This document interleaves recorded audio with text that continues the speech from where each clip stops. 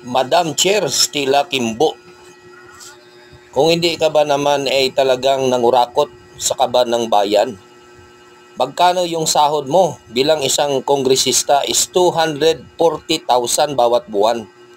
Paano ka nagkaroon ng limpak-limpak na salapi na yung iyong luho mo sa buhay, yung mga bag mo ay nagkakalaga ng 1.91 million, yung mga relo mo ay maabot ng 2.7 million, meron ka pang relo na 4.5 million, at saka yung mga ari-arian nyo, mga mansyon, saan mo to yan nakuha yung mga limpak-limpak na salapi na yan?